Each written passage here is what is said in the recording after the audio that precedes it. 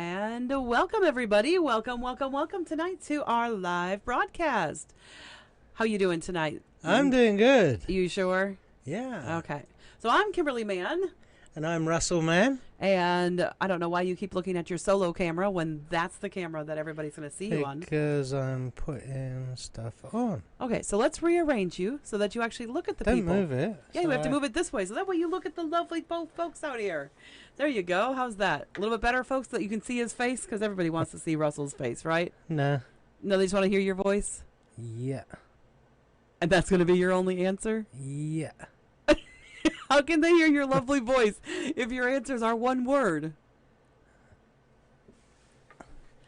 They'll have to hire me. And then they can look at me and talk to me. Oh, so you can be eye candy and ear candy for a long time, Yeah, right? there you go. Oh my goodness. Okay, I've created a monster. Welcome tonight, folks. We are going to talk tonight about that very, very essential, super essential thing that needs to be done when you're ready to move. Yeah. It's going to have to do with one of Russ's favorite jobs. We're not going to quite tell you. If you've read the caption above, then you'll know. But you haven't. Well, then you'll just have to wait till we say. But let's talk a little bit. I wish I'd paid heed to some of the advice that we're going to give. Yes. Some of the advice that we're going to give. That we've learned through our experience. No, that I already knew, and you had to learn the hard way. I had to learn the hard way, I yes. still haven't entirely learned because our house keeps getting filled up with stuff. So we'll get there eventually. Anyway, just wanted to let you guys know we're going to do this. I'm going to throw this up here for just a half a second. You can join us every week here. Wherever you're seeing us, we are here every week at 7 p.m. Central Standard Time. We're on Facebook. We're on YouTube. We're on Twitter. We're on Twitch. Every week, 7 p.m. on Thursdays. Multiple Facebooks. Yeah, multiple Facebook pages. TAMT Homes, yours, mine. So multiple places. And you can find us there every week. Yeah, so just, let us know. And let's see, thought I had a text come through, but I did not, so that's not it. But tonight we're going to talk about something interesting, but let's talk about what we did this week a little bit. How's that? Sure. Should we talk about a little bit what we did this week? So my nieces are here with my sister, and we did have a little bit of fun out on the boat the last couple of days, although yesterday it got a little bit thundery and lightning later, so we obviously were not out on the boat at that point. Should we talk about everything that happened with us on the boat this week? We can. We can? Yeah. So I can tell them how you got pulled over by the water cops? By the U.S. Coast Guard. U.S. Coast Guard pulled Russ over? Oh, yeah. That was a little embarrassing. So No, it wasn't. They was really nice guys. And, it's still embarrassing. They're doing their job. It was embarrassing because it was like you were speeding, because you were actually speeding on the river. I wasn't actually speeding. I hadn't got onto the plane, but it's a low wake zone, and you weren't in low wake, so you were speeding. The engine was a little bit baloney. You were just trying to show off for the girls. Off. You do it all the time in that spot. Yeah. You just don't pay attention to the rules, even though it's there. So you just got caught this week. That's all it was. It wasn't any different from any other week. It's just this week you got caught. Yeah. And they came alongside, like, whoop, whoop. And they pulled up alongside of us. Of course, they checked all of our registration documents and all of that stuff, and our registration was valid. And whether we had fire extinguishers. Whether we had fire extinguishers. We don't need flares.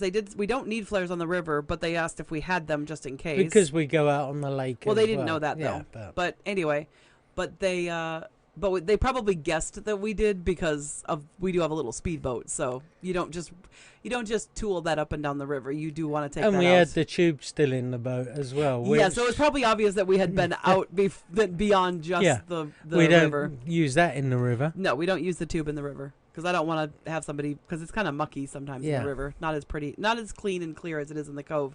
So we got pulled over by the Coast Guard, but then the problem was somebody, I don't know who, took one of the life vests off, so we did not have all the mandatory life vests, but they were super nice to us. They pulled us up by the fuel dock at Reef Point and let me run back to our slip and grab it out of our thing so that we could prove that we did have enough. We did have enough life jackets. We had purchased enough. One of them just accidentally got put back in the locker when it shouldn't have been. So now all the life vests that we own are on the boat, so we can have multiple people on with us. They had to ask the girls' age because the girls were sitting without life vests on, but that's for 12 and under, and they're both 14, almost 15. So we were good on that.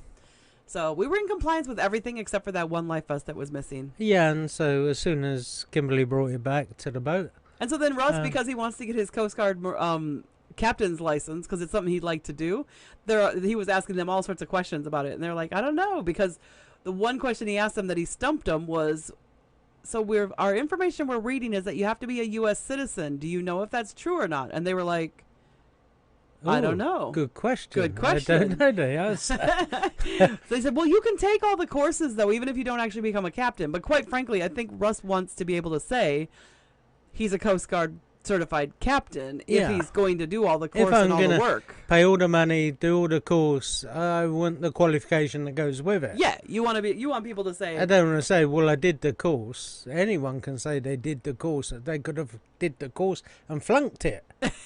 That's true. That is true. Absolutely. Just to say I did my captain's course. Well, why aren't you a captain then? Because I'm not a citizen. That's what you say. But yeah, we'll have to see. We'll have to see if there's a course out there that kind of gives you captaincy, because the courses that they did captains, say that you can do, it doesn't give you a captain's license. But you know, realistically, I've already done. Realistically, you should be able to get a captain's license in various places, because you look at like cruise ships and stuff where they have to be a captain, right? And a lot of them are not Americans. No. But they sail in coastal waters along the U.S. So they must have a different type of captain's license, which obviously you don't need that level at all. But you don't want to be Captain Kate McHugh. No, I don't. I don't want to take fare-paying passengers or anything like that. I just would like. He doesn't want to share the training that goes with it. Yeah. So that well, and that is a big deal for us. We do like to be educated and stuff. So that's kind of a good thing. So then there's a second thing that happened this week, though. What's the second thing that we were working on this week? I got an accepted offer. No, not that. That's business stuff. I'm talking about personal stuff, fun stuff. Oh, yeah, we got our brackets for our shelving that's going to go in the pantry. Well, it's not just that. Actually, this is the other part. I'm going to play this video. I'm going to play this video for you guys. Sure. So I went to bed last night, and this is what I woke up to this morning. I have a sink. Well, okay, I don't have a complete sink yet because it's not hooked up to a drain. But it is hooked up to water lines. They're not turned on, but it's hooked up. And there's the drain plumbing right down in there. So it just has to come up to the drain with the disposal in between. And we are good to go. Yay! And for those of you that have been following along with us, that's a big deal. And it is actually all done now. Yes, it is. And the doors are even on. The doors are on. Yep, the doors are on. And you even had to swap one of the doors over to the other side because the hinges weren't on the side I wanted them on. So yeah, so all the doors are on. The cabinets are in. Next, and Sergio is doing a bunch of drywall and plastering in our house right now. So. And then I've got to get on with making some shelves to go in some of the cabinets because they didn't all come with shelves. Correct. And they were inexpensive some of them cabinets. you wanted an additional shelf in as well. Correct. Yeah, some of them came with shelves, but I want an additional shelf. Yeah. And others didn't come. The bottom cabinets didn't come with any shelving, and I want some shelving for both of those. I got to tell you about the under sink one. What I want for that. Okay. Because that'll be a little different.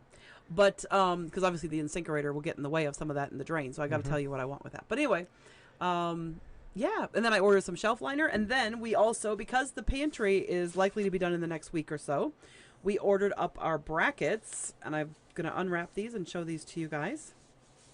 So basically, these are gonna hold our shelves. We're gonna have shelves that are the same color as the countertop, and these right here are these metal bracket things. And you take this flange and you screw the flange into, you put the screws into the wall. In fact, you know what? I'll flip to my camera here really quick so you guys can see this better. This flange right here, you put those screw holes into the wall, and then you just put that out straight. Let's go like that. You put that out straight for people, and then it just has a board that sits across it. So I'll go back to the main camera. And basically you put these along the pantry like this, and then you just lay a board across it, and then you can put heavy cans because these are really heavy. Obviously, you have to make sure that they're all at the same height. Yes, which Russ is going to help with because Russ has a laser. He has a laser leveler. So yes, I do. we will be using his laser level when this project happens. But that probably won't be for another month or so. So, because we got other things to do, including vacation. Yes. Up. I'm excited about vacation. But let us get on with. But we'll still today. be broadcasting. Yeah, there will still be a broadcast. We'll talk about that later. Let's get on with the show, shall we? Shall we? Shall we get on with the show? I'm just making sure we haven't had any messages coming through here. Any messages on your side, Russ? Nope. No messages there either? All right. Let's get on with the show. We have 2 people watching, but... Well, welcome to whoever you are. Yes. I don't know who you are, and I can't see Drop who a you line, are. let us know who you are, so we can say hi. Drop a line, say hello. If you're on my page, I will actually get a notification on my phone as well. And I have none there, so... But we are live on YouTube and Twitch and Twitter and all those anyway. So but if you're on my Facebook, I will actually, and my Facebook and your Facebook as well, absolutely. Yeah. So so we're talking this week about don't put it off until it's too late. Oh yeah. Because that is probably one of the biggest. This is probably the biggest job that people have to do when they're ready to move house, and it is. And it can be very daunting. And it can be very overwhelming if it's put off too late, if you wait too long to do it. So you want to tell people what it is, Russ? It's packing. Packing, absolutely. And we've got a great article I'm going to put up here. And so we can take a look at that. And we're going to try, I'm going to try very hard to overlay us. Oh, maybe not that one. Maybe not overlay us there. Oh, if I overlay us there, though, then we cut you off. That's not very good. You cut me off? I cut you off, yeah. Oh, well. That's not good. No, can't do that. Change the picture to the both of us up in the corner. Oh, that doesn't work either. No? Change what? Huh? Well, you've got both of us in this screen. Put us both in the corner. Can't. You can't? That's what I was trying to do just now, and it doesn't work. Okay. So let's take a look at these packing and moving tips and how to make this relocation thing a little bit easier. And what I'll do is I'll just kind of flip back and forth occasionally between this and the actual article. So I'm going to pull the article up for us here because that way it's a lot easier for us to read because that's a really tiny screen for us to look at. So number 1, preparing for a move. And this is super important to be preparing for a move. And let's see if I can get this to go down. Ooh. Russ, can you possibly drop a link to this article in the chat? Is that possible? Because you've got your Facebook Messenger still open, don't you? Or you can get it open. I'm going to have Russ drop a link to this in the chat if he can. Just because I think it'd be great for you guys to be able to follow along and look at it. So first of all, this is on Life Storage blog, and this seemed to be a really great article. And it talked about all the things you should be doing to get ready to move. And packing is probably one of the most daunting things. So preparing for a move. First of all, you should create a moving checklist and budget. Because you got to know, don't you, Russ? You got to know how much it's going to cost you to do this. Because moving can be really expensive, right? Hang on, I'm trying to... Oh, sorry, he's putting a link in the chat for you guys. Sorry about that. I kind of threw him a curveball when I said that. She did. I did not prepare him for that, and Russ is not as great with technology, or not as great, I shouldn't say. He's not as quick with technology. He's actually pretty great with it, just not fast. Are we ready for it? Do you need a drum roll, honey? Yeah. Let me know when I should... It went in twice, but... Okay, it went in twice. Great. Did you put it on yours as well? Yeah. Okay. That's awesome. So anyway, this is a great article, Create a Moving Checklist and Budget. And this one has draft a moving checklist. They have a link, but he's also got a link ready in just a minute here to our seller's checklist that we have. And so you can put that up as well when you're ready for that. Weigh the pros and cons of hiring professional movers. Now, I just talked to some people who are getting ready to move, and they're going to do some of it themselves and some of it by professionals. So basically, they're going to do all the packing themselves, but they're going to have professionals actually come in and take the boxes, load them on trucks, and take them to the new place. So you can do it all yourself, do U-Haul. You could really do it all yourself and, have a bunch of friends over for beer and pizza and just, do that. We got that in the chat for them now? I do. Our seller's checklist. Awesome. Yes. So you can actually, you can weigh the pros and cons of hiring professionals. You can use completely yourself DIY, which is kind of what you did. Yeah. When you moved over here, at least, because... Well, I brought a suitcase at a time. Yeah, every time you came over for a I couple brought of an years. extra suitcase. Yep. And I think when I came to visit, I think I brought an extra suitcase as well for you. Like when I went back after your mom and dad's anniversary, you loaded me up with another suitcase that I brought back and didn't have a clue what was in it, but I brought it back for him. So we weigh the pros and cons of hiring professional movers for sure.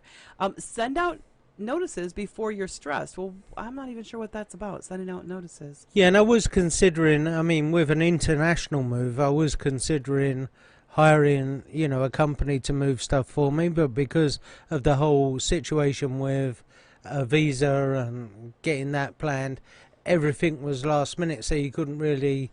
Yeah. They needed at least a month's notice to schedule, packing, customs. I mean, I guess you could have probably sent it all over anyway. I could have. And I could have just received it because I was here, but still. Yeah. Declutter so you can pack less. Okay, so I don't call it declutter, though. You call it depersonalization. So we try to encourage people to do this before they list their house. And that means once they've listed their house, they have a lot less to pack later. So when you're going through the packing process and you're boxing stuff up, and they recommend do an hour a day or 2 hours a day, break it up. Don't do it, try and hit the whole room in one day, because you'll become fatigued. But when you're going through your items, think to yourself, how long since you used that item? Yeah. Do we really even need it anymore? Yeah. If it's been 2-3 years and it's not something that is a 2-3 year tool. And it's not of sentimental value or anything like that. So I was talking to our clients that just got their accepted offer this week that you were talking about. And because they're the ones listing their house with us beginning of August. We already have the date picked out. Great house in Manry Park. Give a little pre-plug there. But I was talking to them about this whole thing, and they've actually already started. They started way before. Yeah. And they're already packing stuff up. Because that's the hardest thing. That's the thing that, you know, start packing. Well, and we were talking about the fact that she should pack things like the winter clothes for the kids because they're going to be moved before winter. Yeah. So get that all done.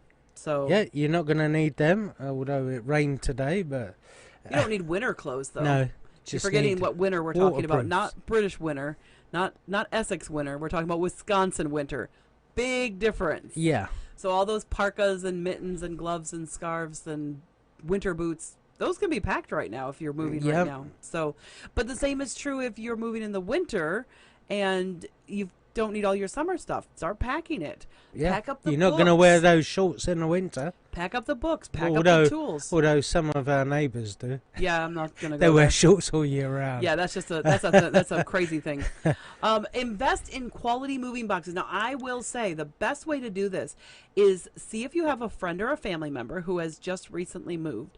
And one of my favorite things is recycling of moving boxes. Yeah. Basically, after you move, don't crush your boxes down and destroy them, especially if you bought new ones. Just take the tape off, flatten them, stack them somewhere. I actually don't have a problem with us taking some of them in so that some of our customers can have some in the future. Sure. So if you have quality moving boxes and, you know, you might have paid something for them and you hate to have them go to waste, you know, let us know because we always have people who are moving and we can donate them on. We can just be the conduit that they flow between from us, from old customer to new customer. Like I said, set a timer and pack for an hour a day. Yeah. Pack a moving essentials tote. Now this is really important. I think is a really good tip. Yeah. Because how many times do you get where you're going, and what's the first thing you want? Really? Toilet paper. A drink, toilet paper, a cup to make the kettle or a coffee maker. Kettle. Yeah, to make a cup of tea. Oh, yes, because so many Americans make a cup Well, we like tea. So many Americans like to make a cup of tea when they get to their new house. Nice cup of tea. Yes, and a biscuit. Oh, or a cookie because when they first move in, they're like, oh, yes, I need biscuits and a cup of tea. No. Well, if nothing else, you want to get your movers drinking. But no, okay, that sounds really bad. That would be more. You want to give your movers a nice cup of tea? No, movers don't do tea over here. But it is a good idea to have some water bottles ready. Because then maybe have them, you know, ready to go. Stick them in the fridge right away when you buy the house. That way when you're moving stuff, you've got them ready. You know, bring a little cooler. Bring toilet paper. Bring so you got toilet Some paper, soap. soaps, cleaners, the things that you want to do before you move something into a space. Yeah, because all houses have to be swept clean, but they're not necessary. They may be dusty or something broom like that. swept is the category. And so they might not be up to your standard of cleanliness in the cupboards, because the family before will have just moved out, and they would have been in the same rush you was getting out of yours. So it might be nice just to take some cleaning supplies. Even people with good intentions and who really do well. If you're a family and you're moving, that's a really stressful thing to do. Yeah. So pack some cleaning essentials, and then you've got it at hand in the tote. You can just clean the work surfaces down and the fridge. You know, absolutely. Before you can put wipe all that your down, stuff away. Especially like your even like the kids' rooms or even the bathroom, if you want to give that a quick spray, antiseptics or anything like that, because even if it's been cleaned, it's still other people may have used it right before, or maybe some of the movers from them used it before they moved out of the house. So you just want to make sure. So it's always nice to make sure it's all hygienic and cleaning essentials, some paper towels. I always recommend something that's for moving day. You know what? Plan on doing something like pizza or Chinese or something that you can do on paper plates with plastic knives. Yes, so pack some paper plates. 1 day is not going to kill our Some environment. Solo cups for your drinks. There you go. Or just some cans of soda or whatever. Whatever the treat is, some bottled stuff. Just something to make it just a little bit easier on that day, because it's going to be such a crazy day. And some Kleenex tissues. I do love this one. Because you're going to cry when you move out of your old house. Not necessarily, unless they're crying for happiness when they move into the new one.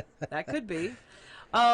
Give each room a different color packing label. That makes it so easy. I love that. However, if you do have a large house, like some of our customers do, like the people we're moving has a 4-bedroom house with 2 bathrooms, the one in Manry Park. So 4 bedrooms, 2 bathrooms, a living room, downstairs kind of like office-y den area. They've got their garage stuff. They have a back porch area of stuff that there's stuff from there they're going to move. It might be dining room. They have a dining room, a living room, a kitchen, 2 bathrooms, 4 bedrooms. Yeah, there's going to be a lot of colors in that. That's a full-on Yeah, but you rainbow. could also, when you first get to the house, keep one of the stickers free of each sticker color and put it on the door to the room. That's a great idea. Different color to the garage, to the living room, to the... Oh, that's a brilliant idea. That way, anyone that's moving, they've got a purple box that goes in the purple door. Ooh, that's clever. That's a great idea. Don't overpack moving boxes. Make sure that people can lift them and carry them easily. Make sure they're not too heavy. People will help you move more if you don't overload them. So that's a great idea. Use the right size boxes. So here's a really big key. Small boxes for books and things of that nature. And larger boxes for things like duvets and comforters and, bulky but don't take pillows. don't weigh so pillows much. Are bulky, but they're so lightweight, and you can put big box for that. So don't leave empty spaces in the boxes. That's a really big key thing. Absolutely. Yeah. Don't leave empty spaces. Because that's how they get crushed and they start breaking apart. The same way as if you overload them, they start bursting at the seam. Yep. Bundle the breakables. So obviously, your glassware, wrap things like that, wrap them up. And I will tell you one of the tricks that I used the last time I moved, which is actually this one, repurposing household items for packing. So when it says bundle the breakables, so here's what I did. I actually took things like glassware, plates, and things like that, and I took my bath towels, and I used my bath towels as the filler between the plates. And I had washcloths and cloths for the bathroom and for the kitchen for washing up and kitchen towels, and I used those for as much as I could in the kitchen. And if you're receiving any packages, it always comes with bubble wrap. That's true. When you get stuff on Amazon or whatever, or those airbags and stuff like that, just start keeping them back. Get a dustbin bag and just... Anytime you get it, put it in there. That way you've got loads for when it comes to that time when you're going to be wrapping your valuables. Yep, absolutely. And the other thing is, it's a great time to purge. Moving is a fantastic time to purge. If the kids have outgrown those clothes, send them off to Goodwill or somewhere else. Don't move them with you and then purge. No, purge then move. First. Purge first, then move. So that's a great idea. You'll have a lot less to and that helps you save pack. space when packing that clothing. So, and label and take photos of furniture parts and accessories, so that's a great idea. Yeah. So you know where it goes back this. together. If you're breaking it Yep. down, you know where it goes and how it goes back together. Yep, exactly. Great tip. Oh, use wool string to open boxes easier. I did not realize that you. Okay, that makes sense. That Like makes a pull it a tab. terrible. Yeah. Like a pull tab. That's a yeah, great idea. that's a great idea. Yeah, I never thought about that. No. Don't pack items with other household belongings. Consider about what should not be packed in the moving truck. Some things can be hazardous, so if you're taking cleaning supplies and stuff, those should go in your car with you. They should not go in the moving truck. So if you have painting equipment or cleaning chemicals, they should be packed either in really clearly marked boxes or even just put them in your car for the trip to the new place. So that really isn't best for that. Fire extinguishers, if you're taking them, things like ammonia, bleach, stuff like that. And absolutely, you want to have and a I would tote. say the best thing to... I would say for those liquid things, you Yeah, want put to have them in a a tote, tote, so yeah. that even if something does spill, it's not- just going in the bottom of the tote, and it's not going to go all over your car. right, exactly. And then stock up on packing material for the kitchen. This is a really long list. Use plastic wrap to avoid leaks. Use straws to keep jewelry from knotting. That's a good idea. Create a game plan. Save time. Don't rush.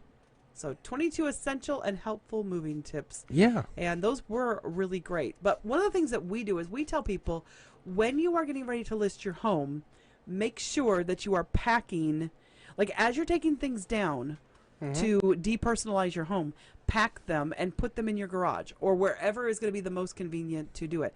And people get concerned because they worry a lot about, should the garage have stuff in it? What do you think, Russ? Does it ever deter your buyers when they see boxes in a garage? No, it actually makes them more confident that the people are getting ready to move. If they see boxes, they're already packing. Right. It lets them know that this is serious for the sellers. This is serious for the seller. They're not just putting it out there and see just test what, the market and see what's happening. They are serious because they are already packing. Right. Yeah. Yeah, because somebody who's packing is absolutely, they're ready to go. Yep. They're not messing around. Just try and keep it from the purpose of, when a home inspector comes round, try to keep stuff away from the walls so that the home inspector can inspect those walls. Yeah, yeah. So make sure that when you're packing that you allow them to be able to see the garage and that walls. they can get into the attic, they can have access. Well, I would never put them in the attic. Never put boxes in the attic. No, I wouldn't put them in the attic, but I have visited a house where the inspector couldn't get into the attic because all the boxes were stacked underneath the hatch, and so he couldn't put his ladders, and the home inspector isn't going to move all your stuff. All your boxes. That's what you meant to say, Russ. He's not going to move them. No. He's not going to take a risk of injuring if he himself can't or access, of breaking your stuff. Yeah, exactly. So if he can't access it, he can't inspect it. And I believe that deal fell apart, didn't it? It did. It fell apart because that seller wouldn't move their stuff properly so that we could get access. No. So that deal got canceled. That seller could not sell his house, at least not to our buyers, because our buyers were like, well, is he trying to hide something? Yeah. I don't think that seller was actually trying to hide something. I just think that he was a little bit lazy and was a little bit thinking it just wasn't important. And when we pointed it out, he wasn't interested. He didn't care. So our buyers walked from that house. So yep. So yeah, so that's kind of packing 101. That's the way it should go. So, any questions from the gallery tonight? No questions. No questions tonight? Well, we've had a pretty quiet evening. We have. It is 7:30. I do have another bit of news for you. For me? Which I would like to bring up. Am I aware of this news already? You may be if you have been reading NAR, National Association. I have not this week because my sister's here. So a while ago we've told you about buyer love letters. So when buying a house, people writing letters to the seller, to try and influence the decision that they want the house. Which we don't think is a good practice. We don't think it's a good practice. For one, it can be against the Fair Housing Act if you give away anything in that letter that tells you of your familial status, religion, race, anything like that. Even if you said, oh, my kids would love to have a Christmas tree in front of that fire, that tells them that you're a Christian. Or that you celebrate Christmas, at least. Yes. Some of that denomination celebrates Christmas. Just by that comment would denote your religious beliefs. And so actually one state has actually taken it a bit further. Oregon has now banned love letters. It is now illegal in Oregon to give a... Good for Oregon, I wouldn't honest. be surprised if other states follow suit. Quickly. Yeah. Yeah, because it's now... they've actually banned it. They've made it illegal, and made it illegal for any agents to pass on those letters or to help or assist in writing those letters. So, oh, wow. Yeah. I mean, the passing on part is the interesting part. So Yeah. I'd never helped and assist. I mean, I would have passed them on if a buyer asked me to. I would never pass them on before the transaction as a listing agent. No, but I'm saying as a buyer's agent and a buyer asks you to do it, you have to pass it on. Yeah. Under our current law. The way it's Under written. our current law, Right. yeah. But it would not surprise me if that But changed. the actual National Association of Realtors doesn't recommend that agents pass them on. No, but in Wisconsin, we do have to fulfill their legal requests as part of a buyer agency. So if we Yes, are a buyer's and at the agent, moment and it that is is a legal legal. request. So we have to fulfill that, so we have to pass them on. But we do not encourage our buyers to write them, and we absolutely do not show them to our sellers until after they've made the decision based on the offers. Because all decisions should be based on the offer. Correct. Only. Correct. It doesn't matter. And I will say this. One of the other things was, of course, that woman in Ohio, which just recently went through appraisal issues. Yeah. Not Ohio. Was it Ohio or Indiana? I think it was Indiana. Sorry, it's Indianapolis. Where she went through those appraisal issues because she had photos of herself and her family on the wall that were of a particular color. And she did, yeah. She had an appraisal, and then she stripped all of her familial photos out of the house got a much and higher got a appraisal. extremely higher, a significantly higher appraisal, and had one of her white cousins or something like that, or a friend, meet the appraiser there as if they were the homeowner.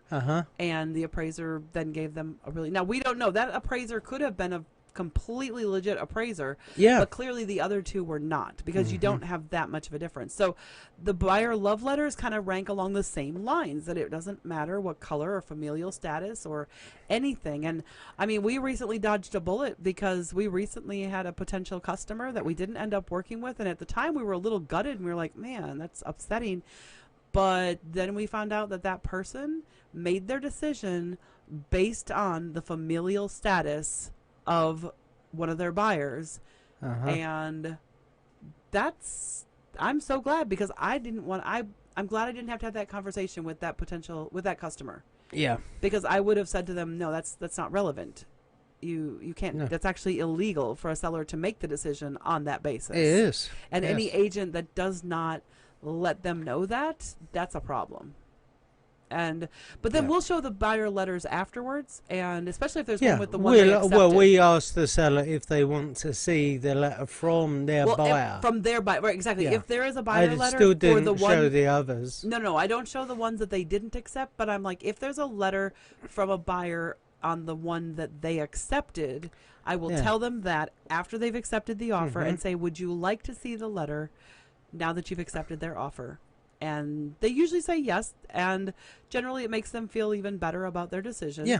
But really the decision should be made on the offer. Yeah. And I will be happy to never have to have that discussion and explain to a seller why I can't show them the letters ahead of time. It's an uncomfortable conversation to have, to say, well, this is actually kind of borderline ethical problem for NAR. It's right up there with ethics for them. In fact, I think it's one of the things they've been criticized for recently, and I think it's one of the things that changes. I think the NAR is actually trying to change the National Association of Realtors. They are actually trying to change it because it could leave an agent open to a lawsuit. Yeah, absolutely. And here's the thing: what I like though is I feel like the National Association of Realtors in the past has not always moved quickly enough on current issues and current events to keep up with the times. I do feel like in the last 2 to 3 years, when something impacts our country and is made very clear, they seem to be moving faster. And I don't know if it's from a legal standpoint or if it's just from the standpoint of protecting the organization. Quite frankly, either way, I'm fine with whatever the motivation is. Yeah. If it brings about something that is good for the industry and creates more equality in our communities. Because Absolutely. that would be awesome. Absolutely. We're all about community and you know, here's the thing. As much as people do love talking to you with your accent and everything, nobody should ever pick you as a realtor because you have a British accent and they enjoy listening to you. Really? No, they should not. What they should do is look at your qualifications. Yeah. They should look at the fact that you've gone for extra ABR training. They should look at the fact that you specialize with buyers and that you really keep up on that. They should look at the fact that you do sale to assess most every month and try to catch up when you get behind one month because you're so busy. But they should look at the things that you do to educate yourself. And actually, I was talking to a client about that yesterday. Yeah. And you should, that is why they should choose you as a realtor, not because you have a really cool accent. The cool accent, though, is just the icing on the cake. But see, if you didn't have the cake, then the icing doesn't matter. It's far too sweet. You still got to have the knowledge, and most of the clients, when we talk to them after the fact, because we talk to all our clients, we remain friends. And we do with most of our clients. We stay friends on Facebook and things, and we talk to them on a regular basis. I mean, our superfan is a past client. And you know, they give testimony of our knowledge more than it's not. You know, people don't mention the accent. They mention how smooth the transaction was, how knowledgeable we are, how much information we gave them, how you know, those sort of things. And that is absolutely. And I'm not saying we're the only realtors who do that either. I'm not sitting here saying that. No, at all. But I'm just using you as an example of that. Basically, you also shouldn't choose your realtor because they're the same color as you or not. No. If you are a particular color, it doesn't matter. What you need is somebody who's knowledgeable. Now, having said that, language can be a barrier. So if you are Spanish speaking and you feel that you need a Spanish speaking realtor because you want that communication to be clear, that's understandable because that's a language barrier, not a cultural barrier, not a color barrier. It's not an accent. No, it's not an accent. It's that it's strictly you about feel more comfortable speaking in your native tongue.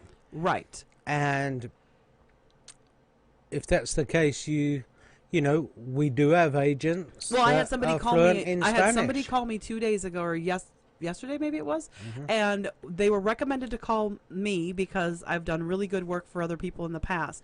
But their family member who they wanted to transfer to us is Spanish speaking, and I said, well, the good news is Will can take care of them. We have a member of our team who speaks Spanish. So we've got somebody who's excellent and just does an amazing job for his clients, but who also speaks Spanish. And he was like, that is so awesome. I so appreciate that. And I didn't worry about the fact that I wasn't going to get the transaction specifically to me. I'm just excited that I can help build my team. Yeah. And Will has a skill that helps him, and that's great. And it helps our clients. Yeah. So we love that. So this whole thing from the NAR, I wasn't aware that Oregon had actually banned them. Yes. I really hope that Wisconsin bans them soon as well. Honestly, if I'm going to be real blunt and speak out on it, that's what I'm going to say. I hope Wisconsin bans love letters as well. So, because quite frankly, if somebody's writing you an offer on your house, isn't that showing love for your house enough? Yeah. That's a love letter right there. A really great, well-written offer is a love letter. It says, I love your house so much, I'm going to give you X amount of money. I understand that buyers want to stand out. You know, they want to try and influence the decision. Then do it with your offer. Do it with your offer. Do it with your offer. There, you can absolutely do it with your offer. Yeah. You want to stand out? You throw everything you've got at it, and that's what you do. And if you've done that and you still don't get it, then I totally believe that wasn't the house for you. It wasn't meant for you. It wasn't meant to be. But that means there's probably something out there that's even better. And we've seen that happen over and over, haven't we, Russ? We have. Yep. So, any comments on our page at this point? I'm just checking back in. No comments. No comments this week, so that's all right. Everyone's staying quiet. Everybody's staying quiet this week, but that's all right. Yeah. If you do watch us in replay, please drop us a hashtag replay. Yeah, we do look at this afterwards. And we do have people who make comments on almost all the videos afterwards, so please feel free to do that, and we'll be happy to talk to you later. But otherwise, have a great evening, guys, and we will talk to you soon. Bye for now.